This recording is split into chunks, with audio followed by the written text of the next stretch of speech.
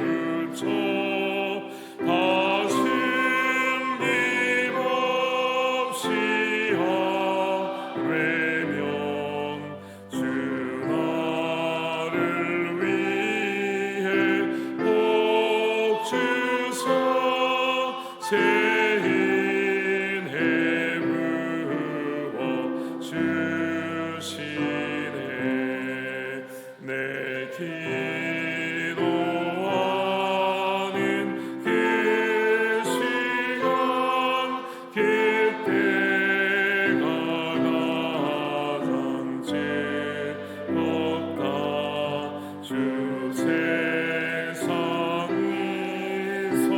일찍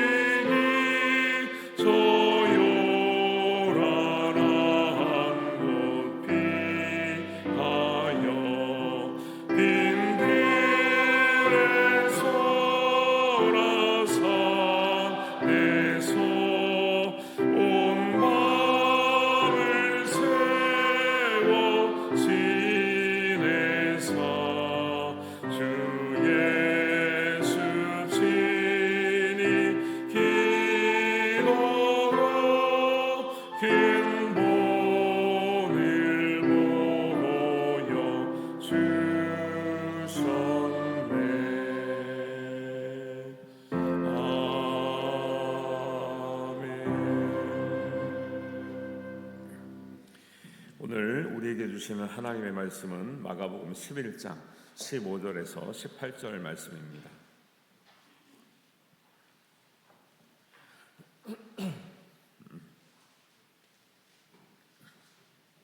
마가복음 11장 15절에서 18절 말씀 우리 한 목소리로 봉독합니다. 그들이 예루살렘에 들어가니라. 예수께서 성전에 들어가사 성전 안에서 매매하는 자들을 내쫓으시며 돈 바꾸는 자들의 상과 비둘기 파는 자들의 의자를 둘러 엎으시며 아무나 물건을 가지고 성전 안으로 지나다님을 허락하지 아니하시고 이에 가르쳐 이르시되 기록된 바 내 집은 만민이 기도하는 집이라 칭함을 받으리라고 하지 아니하였느냐. 너희는 강도의 소굴을 만들었도다 하시매 대제사장들과 서기관들이 듣고 예수를 어떻게 죽일까 하고 꾀하니 이는 무리가 다 그의 교훈을 놀랍게 여김으로 그를 두려워하밀러라. 아멘. 오늘은 1교구에서 특별 찬양하시겠습니다.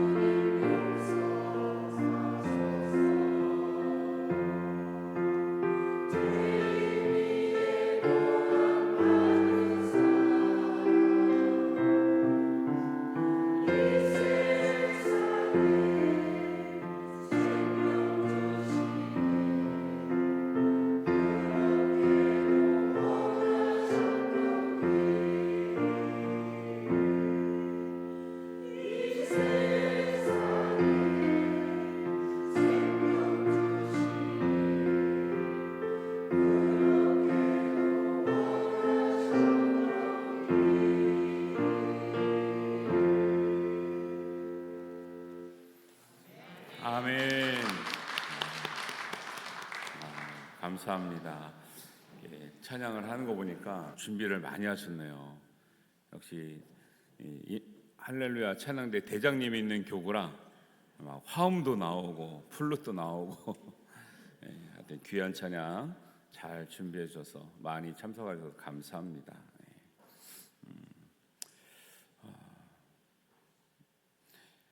고난주간이 기독교에서 중요한 의미를 가지는 이유가 있는데, 그것은 구원을 완성하신 십자가를 지시는 그 길을 향한 마지막 여정이기 때문에 그렇습니다.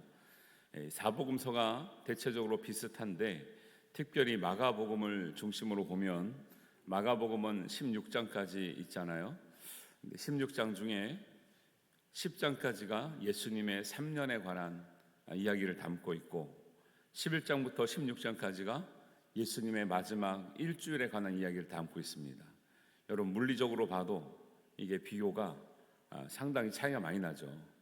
3년을 10장에 담을 수도 없지만 담았는데 마지막 일주일을 6장을 할애하고 있는 거죠.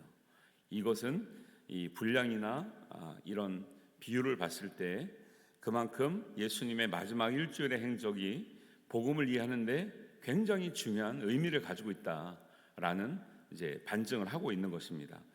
특별히 마가복음은 사복음 중에 최초의 복음서라고 알려져 있는데요. 다른 복음서가 이 마가복음의 내용을 근거로 하고 참고로 해서 쓰여졌다는 학자들의 이런 의론이 많습니다. 그리고 마가복음은 특별히 오늘 이제 제가 진행하는 이런 일주일의 마지막 일주일의 행적들은 저도 요일별로 구분했지만 꼭 예수님의 일주일에 해당되는 그 요일을 구분하는 건 아니에요. 그런데 마가복음에 나타나는 예수님의 마지막 일주일의 내용은 다른 복음서에는 이렇게 하루하루의 일정을 정확하게 기록하지 않아요. 그런데 마가복음에는 특별하게 매일매일 하루가 바뀌는 이 장면을 분명하게 이게 기록하고 있는데, 예를 들면 11장에서는 예루살렘에 가까이 와서 이렇게 종료주일날 예수님 들어오시는 모습을 이렇게 했다면, 11장 12절에 가면 이튿날이래요. 그러니까 이튿날 넘어갔기 때문에 이 11장 12절에 가면 이게 월요일이 되는 겁니다. 그리고 11장 19절과 20절을 보면, 그리고 날이 저물매 하고 20절에 보면 그들이 아침에 지나갈 때 이렇게 하잖아요. 이게 그 다음날 화요일이 됩니다. 그리고 14장 1절에 가면 이틀이 지나면 유월절과 무교절이라, 이런 날짜가 흐르고 있고 정확하게 이게 언젠가를 추측할 수 있는 이런 내용들이 마가복음에만 일주일이 정확하게 기록되어 있고요. 나머지 복음서에는 어떤 날은 무슨 요일 같은데 어떤 날은 이게 무슨 날인지 모르고 지나가는 이제 그렇게 기록이 요일을 특별히 구분하진 않아요. 마가복음만 특별히 정확하게 기록하고 있는 모습을 볼 수 있고요. 그 다음에 금요일 날에 있었던 예수님의 십자가의 사건도 다른 복음서는 시간에 대한 언급이 정확하게 나오지 않습니다. 그런데 마가복음서에만 오전 6시, 오전 9시, 정오, 오후 3시, 오후 6시라고 하는 근거가 정확하게 나옵니다. 그래서 마가복음은 이 예수님의 행적을 굉장히 정확하게 전달하려고 많이 노력했구나라고 하는 이제 그런 모습들을 많이 볼 수가 있는 거죠. 우리가 예수님의 마지막 일주일에 예수님의 말씀을 언급하는 이유는 오늘날 우리가 들어야 될 예수님의 메시지가 무엇인가 깊이 새겨보고자 하는 의미가 있는 거죠. 예수님은 과연 십자가를 지러 가시는 그 일주일의 시간 동안 그 마지막 시간에 무엇에 가장 관심을 가졌는가?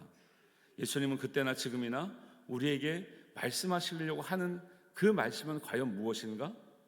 또 그때의 일이 지금 우리와 무슨 관계가 있는가를 우리가 살펴보는 것이 진정한 예수님의 고난에 참여하는 길이지, 여러분이 지금 피곤한데 새벽에 나왔다고 이것으로 나도 고난에 참여했다 이렇게 말씀하시면 안 됩니다. 그리고 고난주간은 여러분을 고생시키려고 하는 주간이 아니고요, 예수님의 사랑, 예수님의 진짜 본질적인 말씀이 오늘날 우리에게 어떤 의미가 있으며 십자가 지시기 위한 예수님은 우리를 위해서 무엇을 준비하고 계신가를 우리가 기억하는 시간으로 삼아야 고난에 우리가 참여하는 의미가 될 줄로 믿습니다.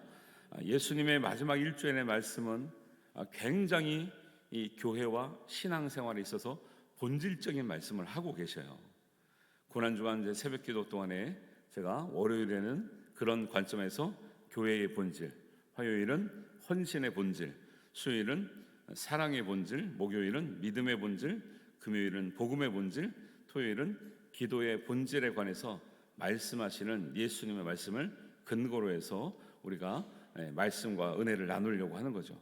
그 중에 오늘은 첫 번째 시간으로 성전의 본질, 하나님의 집의 본질, 좀 더 나아가서 교회의 본질에 관해서 말씀하시는 의미를 살펴보고자 합니다. 예수님은 십자가를 지시기 위해서 예루살렘으로 들어오셨습니다. 주일날, 어제 그래서 종료 주일이 됩니다.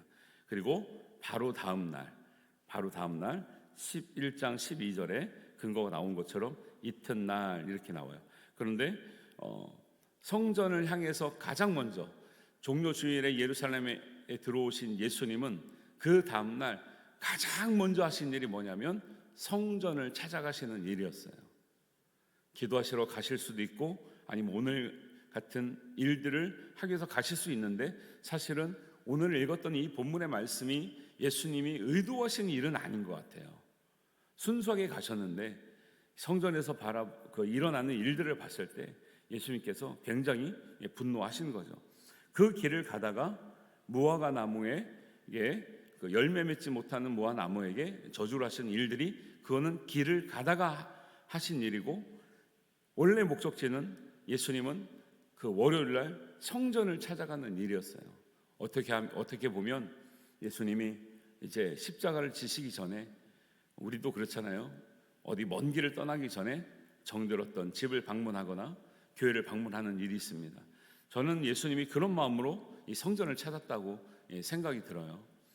십자가를 질 텐데 정들었던 아버지의 집, 예수님 입장에서는 진짜 아버지의 집이거든요. 어릴 때 길을 잃었을 때 부모님이 3일을 찾다가 겨우 찾았을 때 예수님이 뭐라 그러셨죠? 내가 아버지 집에 있어야 될 줄을 모르셨나이까? 예수님 입장에서는요, 진짜 성전이 아버지의 집이에요. 여러분도 우리 교회가 진짜 하나님 아버지의 집에 머무는 것 같은 그런 평안과 은혜를 누리실 수 있으면 좋겠습니다. 그러니까 교회가 아버지처럼 되는 게 중요하죠. 그래서 예수님은 가장 먼저 종료 주일을 지난 그 다음날 성전을 찾아갔습니다. 성전의 고유의 역할은 모든 사람이 하나님께 예배하고 기도하고 말씀을 듣고 찬양하고 은혜를 나누는 은혜의 자리죠. 그런데 예수님이 성전을 찾아갔을 때 그 성전은 그 역할을 하지 못하는 모습을 보여주고 있었습니다. 성전이 문제입니까? 사람이 문제입니까? 그 역할을 못하고 있는 이 성전을 봤을 때 성전이 그렇게 생겨서 못하는 겁니까? 성전 안에 있는 사람들이 그렇게 안 해서 못하는 겁니까? 사람이 문제죠. 여러분, 교회의 문제는 사람의 문제예요. 좋은 교회가 되는 것은요, 좋은 성전이 되는 것은 나에게 달려있다는 것을 여러분 기억하시길 바랍니다. 내가 좋은 교회 성도로, 좋은 성전의 일원으로 하나님 보시기에 합당하면 그게 좋은 교회예요. 근데 우리가 합당하지 않으면 예수님께서, 여러분 예수님의 일대기를 보면서 예수님이 이렇게 진노하신 적이 있습니까? 예수님이 물리적으로 사람을 대하거나 물리적인 힘을 쓰신 적이 있습니까? 한 번도 없어요.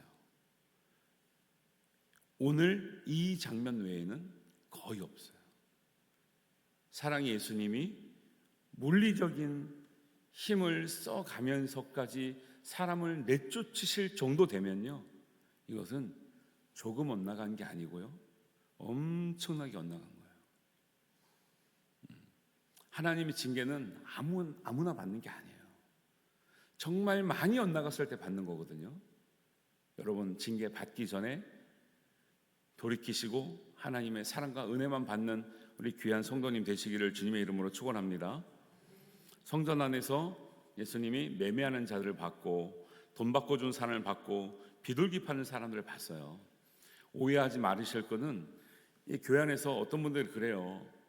교회 안에서 왜 맞아야 하냐고, 성전에서 뭐 팔지 말라 그랬지 않냐고, 이 얘기를 하는 게 아니에요. 근데 교회에서 많이 그런 얘기를 하더라고. 그런 선의를 위해서, 이웃을 돕기 위해서 무엇을 파는 것에 안 된다는 근거로 쓰이는 말씀이 아니고, 바자회를 하는 것은 이 의미랑 전혀 다른 의미인 거예요. 그것에 해당되지 않습니다. 성전의 본질에 관한 말씀을 하고 있는 거예요. 당시 성전 구조는 지성소가 있고 성전이 있고 제사장의 뜰이 있고요, 유대인 남자들의 뜰이 있고 유대인 여자들의 뜰이 있고, 그리고 가장 넓게 이방인의 뜰이 있었거든요. 그런데 예수님이 봤을 때 매매하는 사람, 돈을 바꿔주는 사람, 비둘기 파는 사람이 이방인의 뜰에 가득 모여 있는 거예요. 물론 왜 돈을 바꿔줘야 하느냐, 왜 뭐를 팔아야 되느냐, 이유가 다 있어요. 근데 불합리한 이유가 많아 있어요.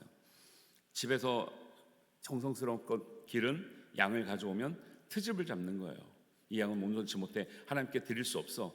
그리고 여기 준비된 깨끗한 양을 사. 그런데 보통 양값의 막 2배, 3배를 받는 거예요. 하나님께 드릴 헌금은 깨끗한, 뭐 깨끗하다고 말하기보다는 그냥 용도가 다른 동전에 따로 있었거든요. 이걸로만 드려야 돼. 근데 바꿔주는데 거기에 폭리를 취해서 그 수수료를 많이 받는 거예요. 그러니까 예배하러 하나님께 다 왔는데 마음들이 다 상하는 거예요. 온전하게 예배가, 기쁨의 예배가 되지 않는 거예요. 여러분 헌금 드리려고 하는데 교회에서 헌금 봉투를 2만 원씩 판다 그러면 여러분 헌금 드릴 마음이 생기겠습니까? 근데 그런 식인 거예요. 이 당시에 모습들이. 그러니까 예수님께서 이게 도대체 이런 매매하는 것, 바꿔주는 것, 비둘기 파는 것, 이것도 다 문제지만 더더욱 문제인 것은 뭐냐면, 만민을 위해서 열려 있어야 될 교회가, 특별히 이방인들에 향해서 열려져 있어야 될 그 장소가 유대인들의 이기적인 욕심 때문에 자기네들의 유대인의 남자의 뜰은 열려 있었고 유대인의 여자의 뜰은 열려 있었는데 유독이 이방인의 뜰만 막혀져 있었다는 거예요. 그러니까 이렇게 여기서 많은 것을 교류하고 장사하고 바꿔주는 마음에는 뭐가 있어요? 이방인은 중요하지 않은 거예요. 이방인은 예배를 드리든지 말든지 우리의 관심이 대상이 아닌 거예요. 여기서 생각하는 예수님이 생각하시는 성전의 가치, 오늘날 교회의 가치가 두드러지게 나타납니다. 예수님께서 그들을 내쫓으시고 하시는 말씀이 뭐라고 그러셨어요? 내 집은 만민이 기도하는 집이라 청함을 받으리라 하셨거든요. 이 말씀은 이사야 56장 7절에 있는 말씀을 그대로 인용한 거예요. 이 뜻은 이사야 시대에나 예수님 시대에나 성전의 본질은 변하지 않았다, 변하면 안 된다라는 거예요. 동일한 맥락으로 봤을 때 성전의 본질은, 교회의 본질은 이사야 시대나 예수님 시대나 오늘날 시대나 변할 수 없다라고 말씀하신 줄 믿으시기 바랍니다. 근데 문제는 예수님 시대에 그런 사람들을 책망하신 것과 같이 오늘날의 교회도 책망받을 수 있다라는 거예요. 이 문제를 해결하지 않고는 우리가 어떤 고생을 하고 여러분이 24시간 기도를 한다고 해도 그 모습이 그냥 막연히 고난에 동참했다라고 말할 수 없는 거죠. 예수님이 말씀하신 교회의 본질이 회복되지 않는데 우리가 고생을 해서 고난에 동참한다고요? 그거는 말이 안 되는 거예요. 그래서 예수님은 이 말씀을 하고 있는 거죠. 근데 여러분 가만 보시면 내 집은 만민이 기도하는 집이라고 할 때 강조점이 만민에게도 있을 수 있고 기도에도 있을 수 있고 집에도 있을 수 있거든요. 어디에 지금 포커스가 있는 것 같아요? 중요한 단어가 3가지가 있는데 만민, 기도, 집. 보통은 아마 기도라고 얘기하실 것 같아요. 기도 중요한지는 많이 배웠으니까. 그런데 이 맥락에서는 만민이 중요합니다. 만민이 들어오지 않으면 기도의 의미가 없어요. 만민이 들어오지 않으면 하나님의 집이 아니에요. 만민이 들어오지 않으면 온전한 기도가 아니라니까요. 왜요? 지금 어디를 막고 있다고요? 이 유독 이방인의 뜰만 막고 있는 유대인의 모습을 보면서 여기서 들어진 예배, 유대인들은 예배 잘 드린다니까. 여기서요 잘 드릴 수 있었고, 유대인들이 이렇게 자기네 예배가 좋아지는 순간 이방인들은 와서 돌아가는 현상이 나타나는 거예요. 우리가 있어야 될 곳에 우리가 있을 수 없구나, 저들이 다 차지했구나. 그리고 이방인들이 우리가 여기 있어야 되는데 하면 유대인들 입장에 뭐라 그랬어요? 아유, 예배 안 드려도 됩니다, 중요한 건 당신네가 아니에요, 이렇게 말하는 거예요. 이런 예수님이 생각한 성전의 가치는 만민이 기도할 수 있는 은혜의 자리예요. 다른 말로 하면 예수님이 생각하는 성전의 가치, 교회의 가치는 만민이 기도해야 되는 자리이기도 하지만 성전에 있는 사람들이라면 만민을 위해서 자리를 내어주고 함께하고 만민을 위해서 기도할 수 있는 성전과 교회가 하나님이 원하시는 참된 교회라는 거예요. 이것이 회복이 안 되면 아무리 하나님 성전이 멋있어도, 아무리 유대인끼리 예배를 잘 드려도 예수님은 이 성전을 무너뜨리라, 내가 사흘 만에 다시 지으리라, 돌 위에 돌 하나도 남김없이 이 성이 무너지리라고 했던 그대로 실제적으로 이 당시에 이 성전은 헤롯 성전이었는데 AD 70년에 로마군의 침입으로 인해서 성전이 완전히 박살이 납니다. 진짜 성전이 무너졌다니까요. 그리고 나서는 예수님이 이 땅에 계실 때 성전에 대한 비전을 얘기하지 않으셨어요. 그렇게 변질되었던 성전의 비전을 얘기하지 않고 내가 믿음의 반석 위에 교회를 세우리라, 내가 세우는 교회는 만민에게 열려있는 교회, 만민이 들어와서 기도하는 교회, 만민을 위해서 기도하는 교회여야 하고 그런 교회를 세우리라고 주님은 말씀하신 거죠. 예수님께서 성전의 회복을 얘기하지 않으셨어요. 새로운 교회를 통한 하나님의 가치의 실현을 얘기하신 거죠. 중요한 것은 오늘날 우리 교회가 이런 하나님의, 예수님의 성전에 대한 가치, 교회에 대한 가치를 우리가 이루어가고 있느냐는 거예요. 만민이 기도할 수 없는 하나님의 집 무너졌습니다. 만민을 위해서 기도하지 않는 하나님의 집 무너졌습니다. 하나님 집이라고 영원히 거룩해서 온전한 것이 아니죠. 예수님이 바라는 교회는 만민이 올 수 있는 교회인 줄 믿습니다. 예수님 바라는 교회는 만민을 오도록 하는 교회인 줄 믿습니다. 예수님 바라시는 교회는 만민을 위해서 기도하는 교회인 줄 믿습니다. 지금 우리 교회는 만민이 오고 있습니까? 오도록 하고 있습니까? 만민을 위해서 기도하고 있습니까? 이 가치를 회복하는 길이 주님의 고난에 동참하는 길이에요. 우리가 몸을 혹사시킨다고 동참하는 게 아니고요, 예수님이 가장 먼저 성전을 찾았을 때 안타까워하신 모습, 진짜 교회는 이래야 되는데, 진짜 성전은 이래야 되는데 하는 그 교회를 회복하는 일이 하루아침에 되지 않죠. 그래서 꾸준히 하고 성실히 하고 평생 해야 될 일이기 때문에 진정한 고난에 참여하는 길이라는 것입니다. 그렇지 못하고 있다면 만민이 예배하는 자리, 기도해야 될 자리를 우리가 다 차지하고 있고 배려하지 못하는 그런 현상을 뭐라고 얘기해요? 그들의 자리를 빼앗은 강도들이 너무 많이 모여있기 때문에 강도의 소굴이라고 말하는 거예요. 실제적으로 이 사람들은 매매하고 장사하던, 돈을 바꾼 사람들은 다 합법적인 사람들이었어요. 다 합법적인 사람이었다고요. 법적으로 문제가 되는 사람이 아니었어요. 그런데 예수님 보실 때 강도의 소굴처럼 여겨진다는 거죠. 단호하게 말씀하고 있죠.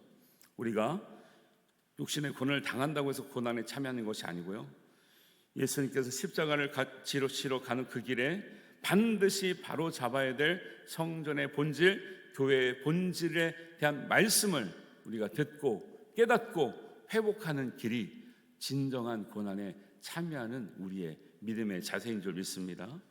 만민이 올 수 있도록 여러분 배려하고 열려있고 열심을 내고 사랑할 수 있는 교회가 되시기를 바랍니다.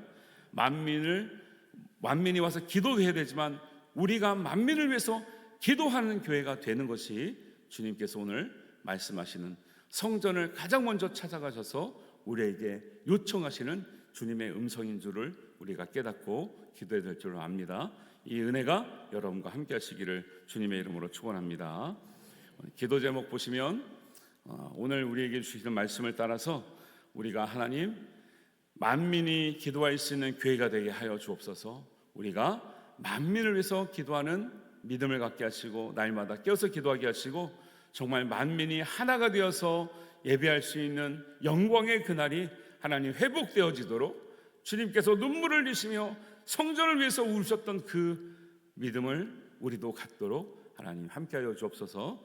여러분 함께 이 기도 제목으로 교회를 위해서 기도하시다가 여러분 개인 기도를 하시고 찬양은 50분에 나가게 돼 있으니까 좀 그때까지만이라도 충분히 기도하시고 돌아가시기를 바랍니다. 함께 기도하겠습니다.